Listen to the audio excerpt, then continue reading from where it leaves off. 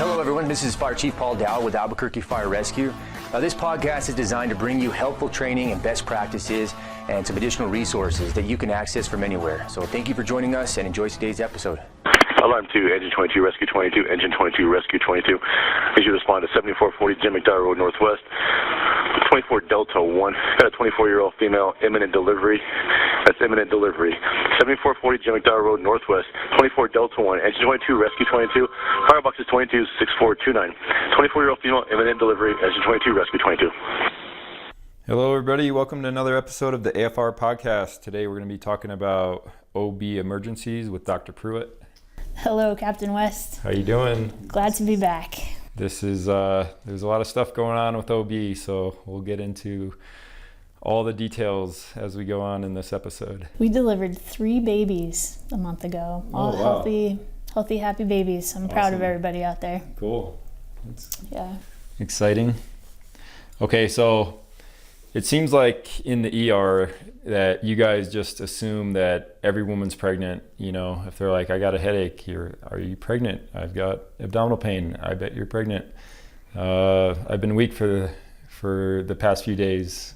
Pregnant. Probably pregnant. Okay, yeah. So it seems like you always don't believe anybody until it's proven otherwise. I'd say we trust but verify. Trust but verify. Yeah. Okay. The answer to that question, whether or not they're pregnant, is really gonna make a pretty big difference in their treatment and the workup that they get. Okay. So there could be a chance that they already know they're pregnant, and you can kind of tell how informed they are and what kind of prenatal care they're getting. But even if they say they're not pregnant, they could just not know it yet. Absolutely. Okay.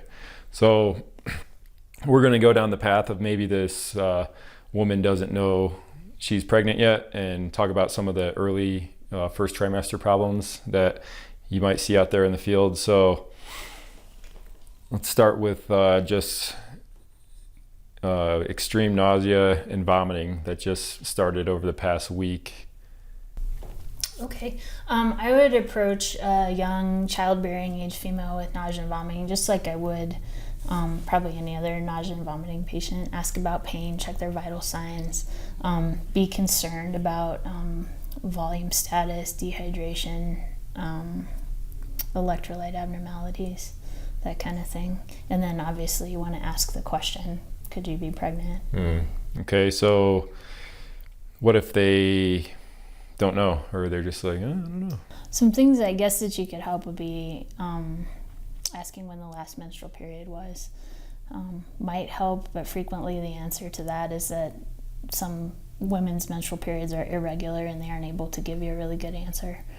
So sometimes it's just hard to tell in the field without a test. That's why in the hospital we check pretty frequently. All right, and then with nausea and vomiting, your PowerPoint, you had like an extreme example of that. Can you talk about that? Yeah, so it's normal to have a little bit of morning sickness early in pregnancy where you get a little nauseated, typically in the morning. That's how it gets its name, but it can really be anytime throughout the day. But when that kind of goes to the next level, like a little longer in the pregnancy into the second trimester, or vomiting to the point that the mom is losing a significant amount of weight, or there's profound electrolyte abnormalities that come with all the vomiting, that's when it moves into something called hyperemesis gravidarum, and that's just a fancy word for a whole lot of vomiting in pregnancy. Okay. So that's just an extreme level. It's kind of an extreme level. It's not that uncommon. A lot of times these ladies will be working closely with their obstetrician and be at home on antiemetics. Usually Zofran is fairly safe in pregnancy. But yeah, you need to be really worried about possible electrolyte abnormalities with them. Sometimes it's so bad they need to be hospitalized to get nutrition through an IV because they literally are not able to keep any nutrients inside, and that's, as we all know, very important for fetal development. Yeah. All right, another problem that can happen early on in pregnancy would be a ectopic pregnancy. Yes. This is kind of the big feared life-threatening emergency that can masquerade as a lot of different things in young childbearing age females. Typically it presents with pelvic pain, usually on one side or the other. It can mimic appendicitis. Very bad lower quadrant abdominal pain, plus or minus vaginal bleeding, not really present that often though. More nausea, vomiting, terrible pain is what you'll see with a young female who may or may not know when her last menstrual period was, may or may not know that she's pregnant. So when that ruptures is when it becomes life-threatening? Yes. So an ectopic pregnancy is actually a pregnancy that occurs outside of the uterus. So it can occur inside the abdomen. It can occur in the fallopian tube. It can even occur like in the cervix. It's just an abnormally implanted embryo. And as that embryo does what it does and it starts to grow, if it gets too large in a place where it's not supposed to be, it can rupture the surrounding blood vessels and cause life-threatening hemorrhage.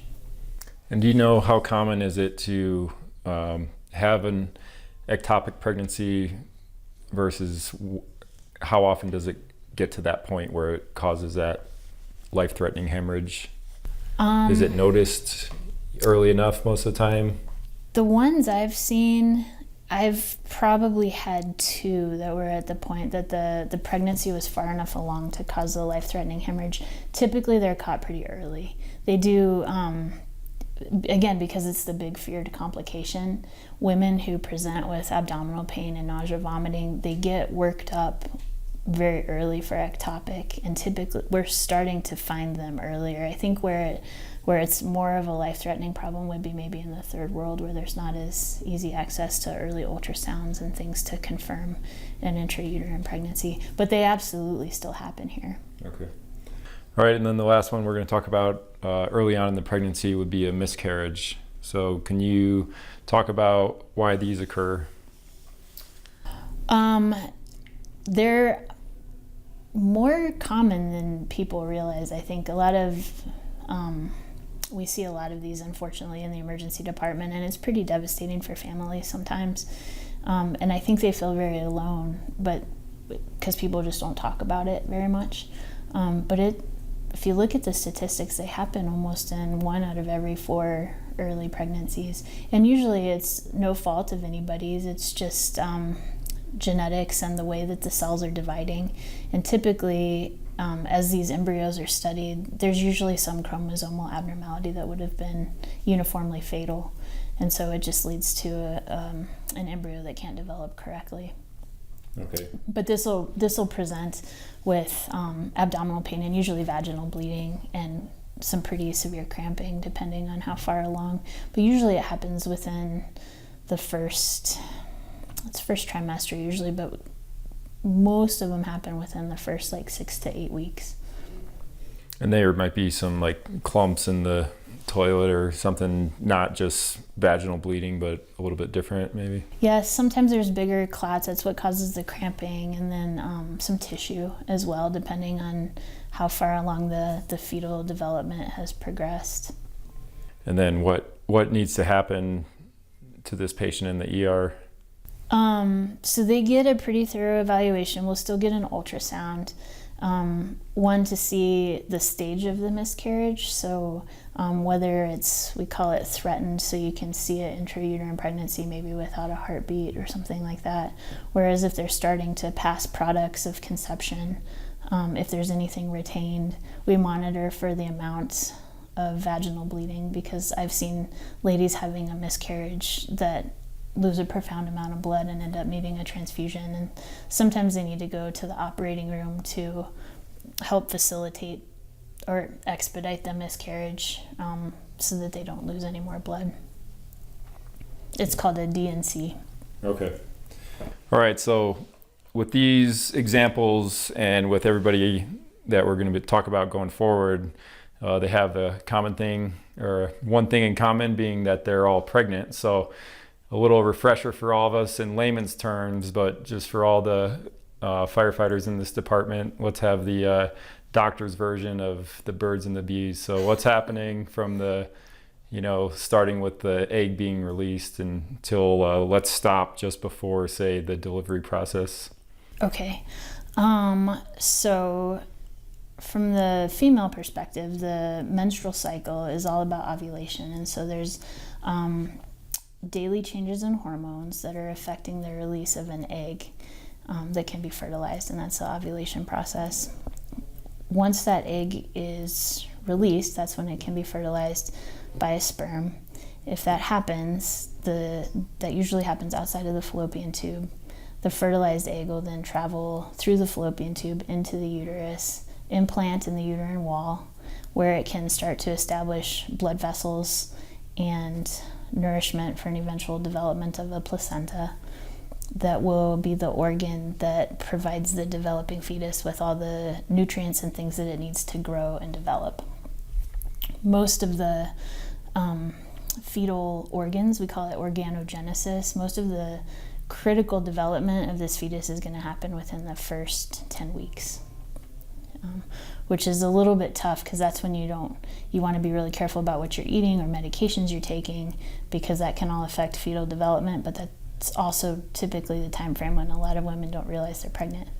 So, and then over the rest of the 9 months, the fetus just continues to grow and develop and eventually get ready to be born and live on its own. All right, I think that's a quick enough wrap up. So some other things that we might not be as familiar with in the fire department would be some of the birth control methods. So if a patient tells us that they have an IUD or they've received a depot shot, or they're on birth control, had their tubes tied, had a hysterectomy, all of these things, some of us may not be as familiar with what's going on there. So can we talk about those different birth control options and what's happening to prevent pregnancy? Sure. Let's see. Let's start with the easy ones. So maybe a tubal ligation or a hysterectomy.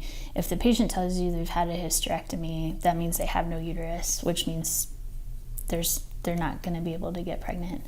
If they tell you they've had a tubal ligation, what that means is they could still have a uterus, but those fallopian tubes where the fertilized egg would travel to get into the uterus, they've been clamped or cut. And so there's no physical way for a fertilized egg to travel to the uterus, and that patient should not be able to get pregnant either. As we're moving down the list of better birth control options, the IUD is a physical device that goes inside the uterus and mechanically disrupts any attempts of a fertilized egg to implant in the uterus. And so it's a pretty reliable form of birth control, and is very effective. And then as you start to get into the other forms, the depot shot or maybe birth control pills, they're a little bit more reliant on patient compliance. So depot shots you need to get every couple of months, and sometimes ladies might say, oh, I get the depot shot, but maybe their last shot was a year ago. It might not be as effective anymore. Same thing with birth control pills. They might tell you that they're taking pills, but all it takes is missing a day or two, and you can still potentially get pregnant.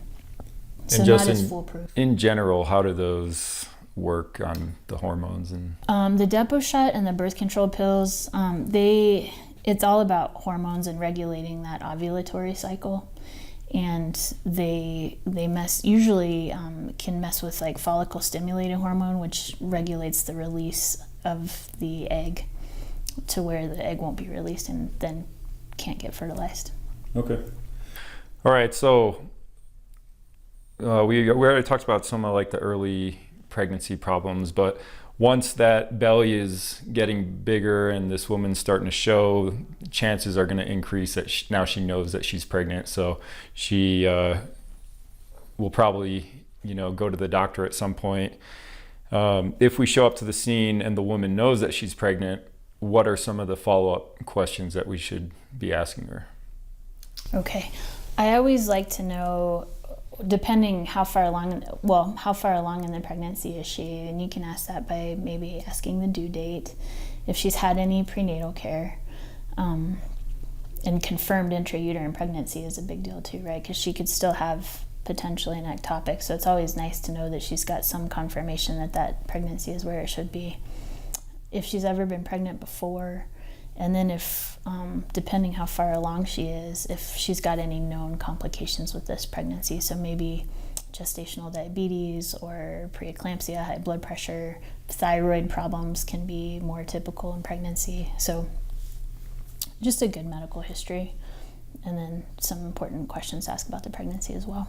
And this can vary widely, I bet. I've spoken with some women, and they know everything about their baby. They've had, frequent ultrasounds, and they've got it down better than I do. And then you can imagine that there's some others out there that haven't had prenatal care and aren't really sure what's going on in their body. Right. There's a wide spectrum of that, and I think it helps us as pre-hospital providers just kind of understand what kind of risks or things we need to think about in terms of maybe not be as worried about things with patients that have really good prenatal care and knows absolutely everything. Whereas if you have a big question mark over this pregnancy, whether it's even in the right place or any complications, if this lady hasn't been receiving any prenatal care, there's a whole lot more potential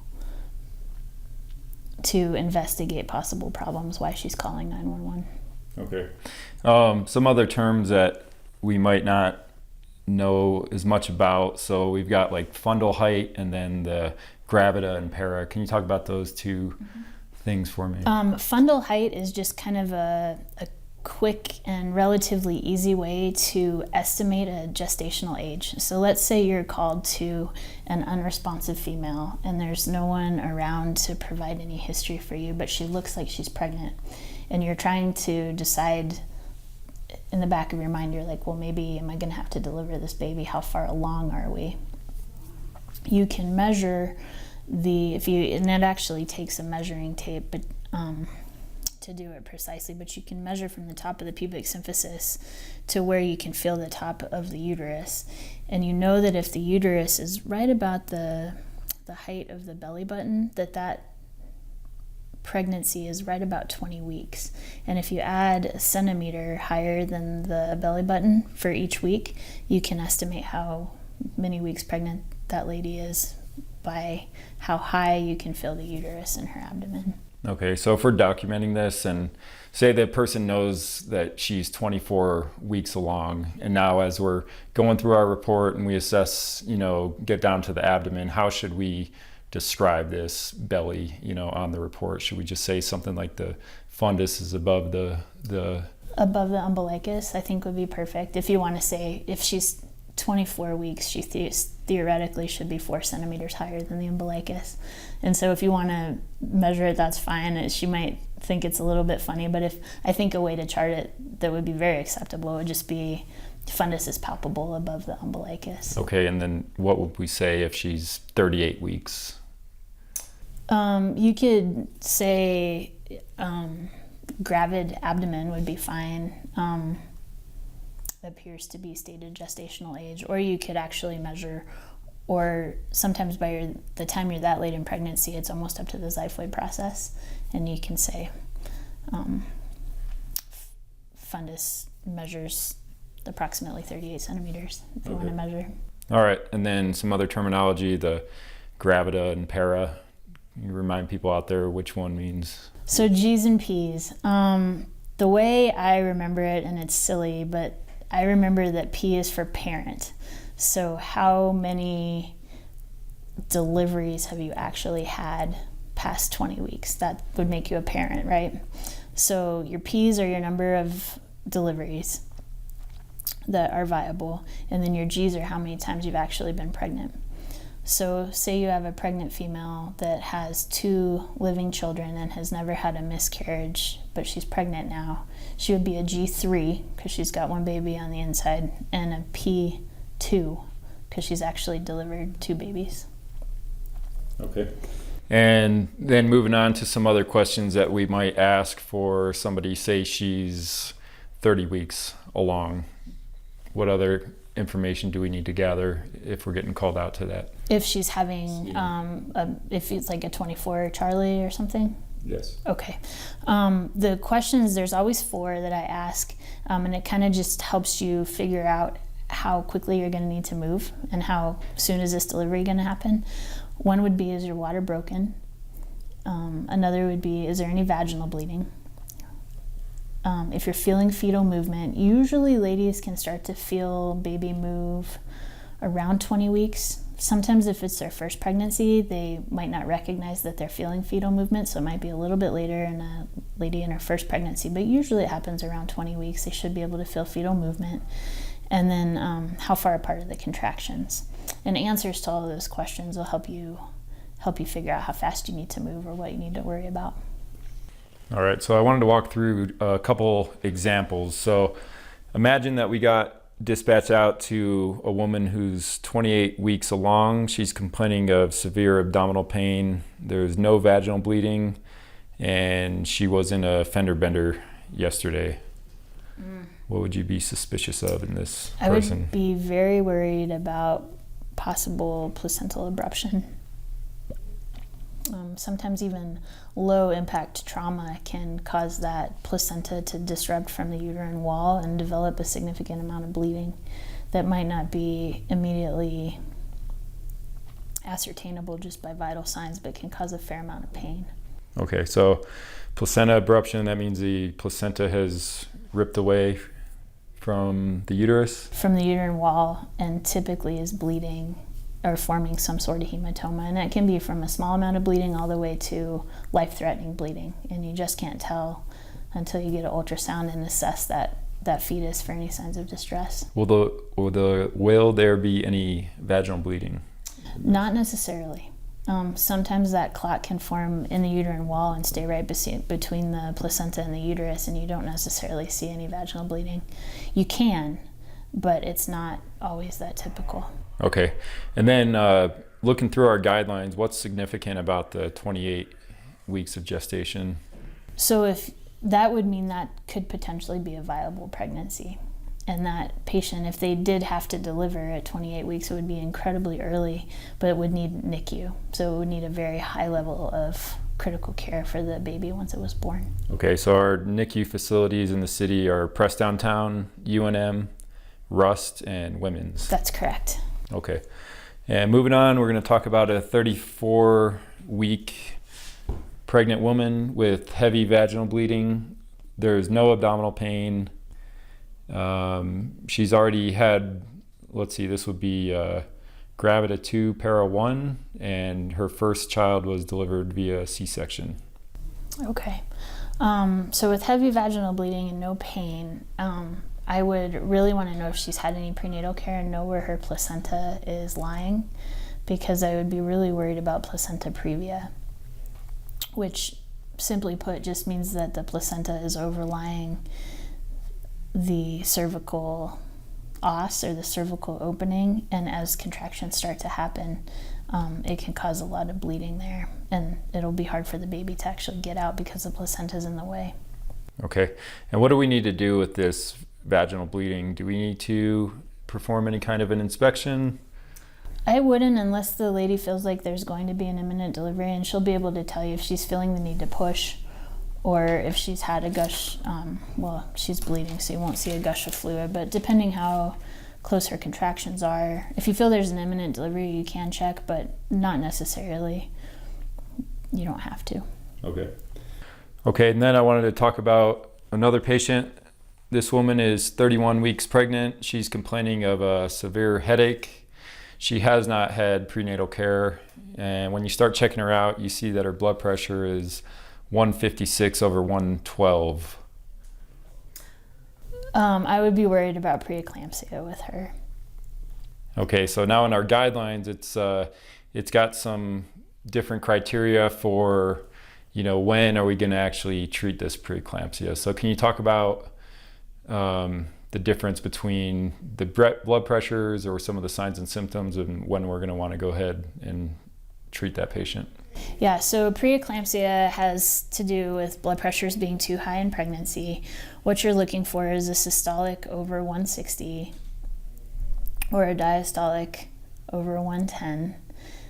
Or sometimes in clinic, they'll already know that they have it. So in clinic, if they have repeated blood pressures twice on 2 occasions with a systolic greater than 140 or a diastolic greater than 90, they'll typically be on some sort of blood pressure medication. But if we find them in the field with a blood pressure that's systolic greater than 160 or diastolic greater than 110, and they're complaining of the associated symptoms, so headache, peripheral edema, or swelling. They're not going to be able to tell you they have protein in their urine, but they might have known from a previous doctor's visit.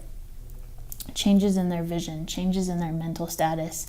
If you have the blood pressure plus anything else, then I would go ahead and treat that with magnesium. Okay, and so our dose is going to be 2 grams of mag over 10 minutes. Mm-hmm. And it has in there, again, it's pretty specific, so if it's systolic above 140 or their diastolics above 90, and then they have 2 of those signs and symptoms of like severe headache or vision changes, abdominal pain, it says to go ahead and give the 2 grams at that time. And then it also has a separate case where say it's only the blood pressure. Now, how do you feel about that? Say the blood pressure was 180 over 120.